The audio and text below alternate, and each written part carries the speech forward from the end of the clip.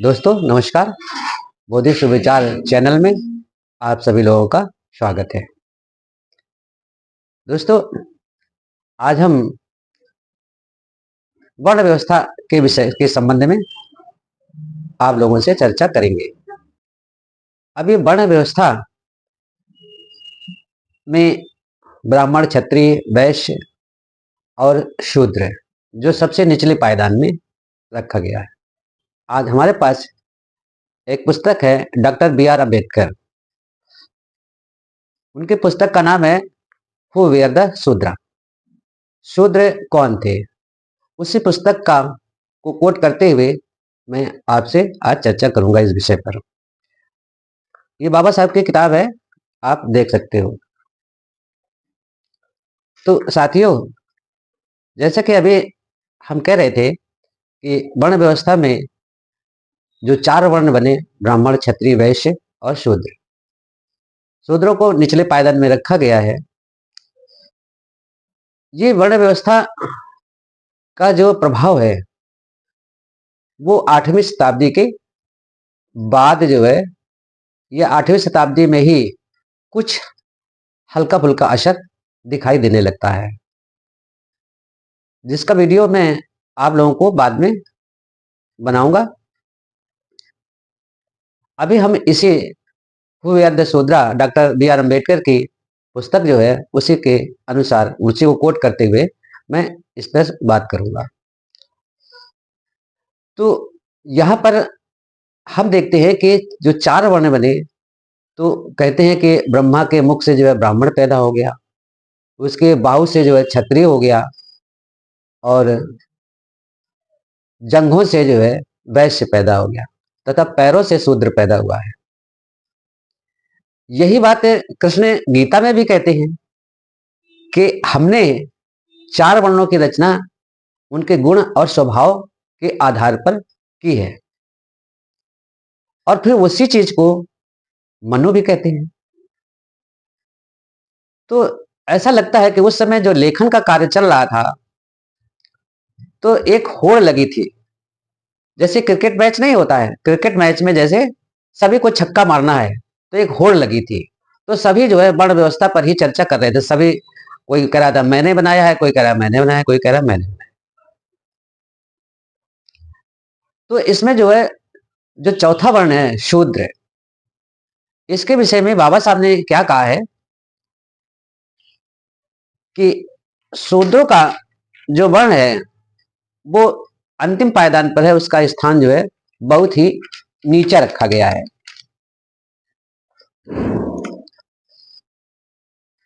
और इसके बाद दूसरी बात कहते हैं कि शूद्र अपवित्र है, उससे कोई पवित्र कर्म या ऐसे स्थान पर नहीं किया जाए जहां पर वो अनुष्ठान देख सकते हो या सुन सके। वो कोई भी अनुष्ठान अगर हो रहा है तो वो देख भी नहीं सकते हैं, उसे सुन भी नहीं सकते हैं।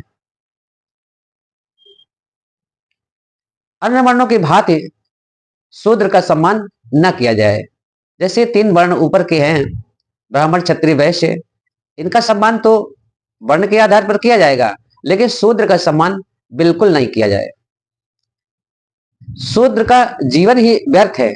बाबा साहब ये कहते हैं कि शूद्र का जीवन ही व्यर्थ है, ऐसा मनुस्मृति और इनके शास्त्रों में वर्णन किया गया है। उसका मनुस्मृति में ही कहा गया है कि उसका वध कोई बिना दंड दिए कर सकता है।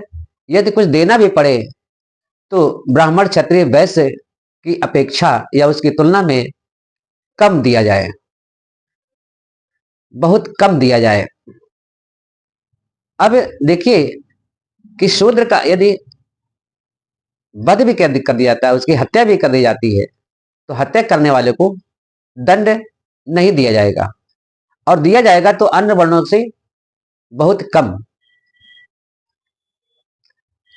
तो शूद्रों को ज्ञान जो है प्राप्त नहीं करना चाहिए, यानी पढ़ने लिखने का अधिकार भी उन्हें नहीं मिला है। यदि वो शूद्र ज्ञान प्राप्त करते हैं तो ये पाप है, और उसको यदि कोई ज्ञान देता भी है तो दंडनीय कार्य कर रहा है। शूद्र को कोई संपत्ति नहीं रखनी चाहिए। ब्राह्मण जब चाहे उसके संपत्ति को छीन सकता है। सातवें में बाबा साहब कहते हैं कि राज्य में शूद्र को कोई पद नहीं दिया जा सकता है। यदि राजा जिस राज्य में राजा राज्य कर रहा है, उसके राज्य में शूद्र को कोई पद नहीं मिलेगा। शूद्र का धर्म अपने से ऊंचे वर्णों की सेवा करना है।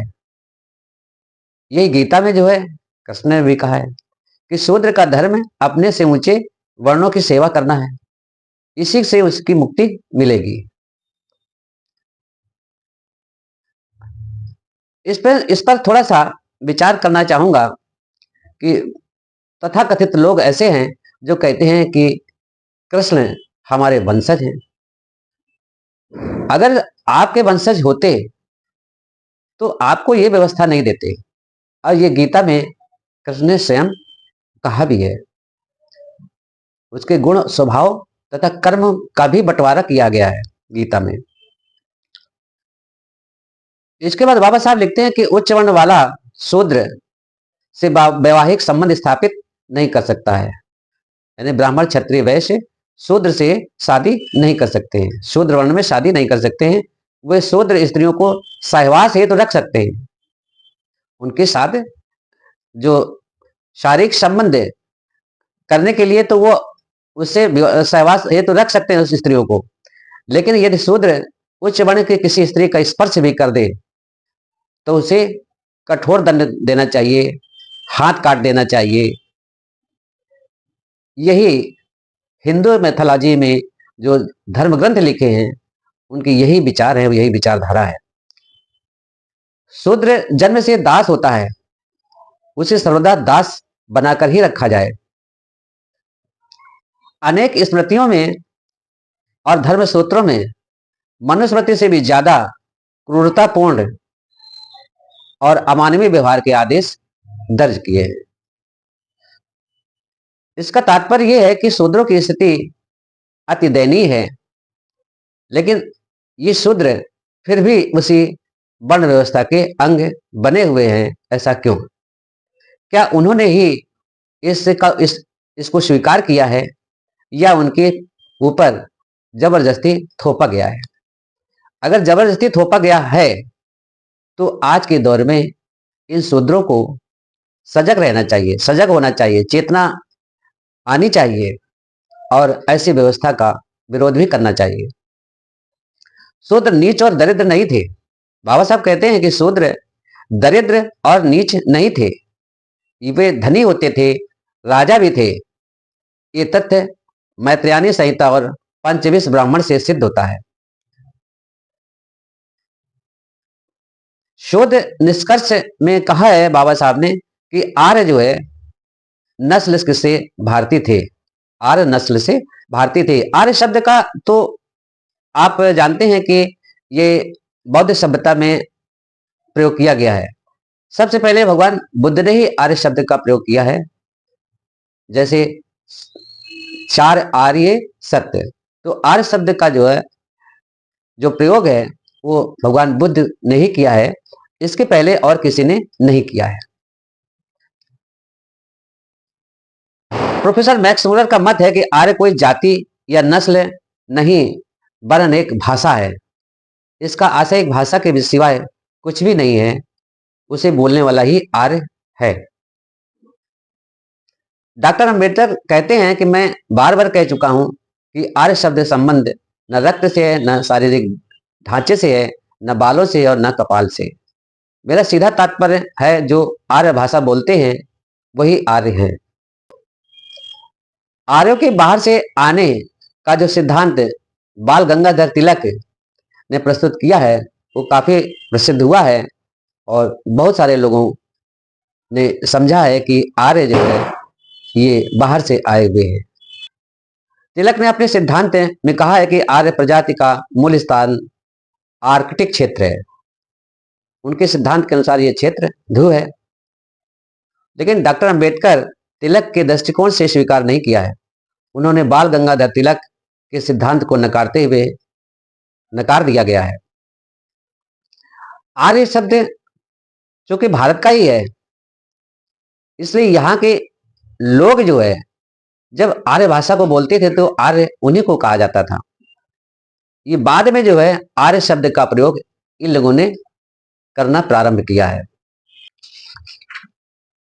गंभीर चिंतकों और शोधकर्ताओं के लिए जो अप्रामाणिक आधार पर प्रतिपादित पाश्चात्य सिद्धांत दीर्घ तक या दीर्घ काल तक मान रहा है, ये असाधारण है, लेकिन नवीन प्रमाणों के अनुसार या उनके समक्ष जो भी सिद्धांत इस तरह के दिए गए हैं वो आज किसी तरह से टिकते नहीं हैं। यदि उनसे तर्क करते हैं तो तर्क में वो कभी जवाब नहीं दे पाते हैं। कभी भी ये इस तरह की जो व्यवस्थाएं हैं वो तर्क संगत नहीं है। साथियों, आज का वीडियो मैं यही समाप्त करता हूं। आगे नया वीडियो आपके सामने प्रस्तुत करेंगे। तो साथियों, आपको ये बातें समझ में आई हैं या अच्छी लगी हैं तो इस चैनल को सब्सक्राइब करें, लाइक करें और घंटे के बटन को अवश्य दबाएं ताकि ये वीडियो आप तक पहुंच सके। धन्यवाद।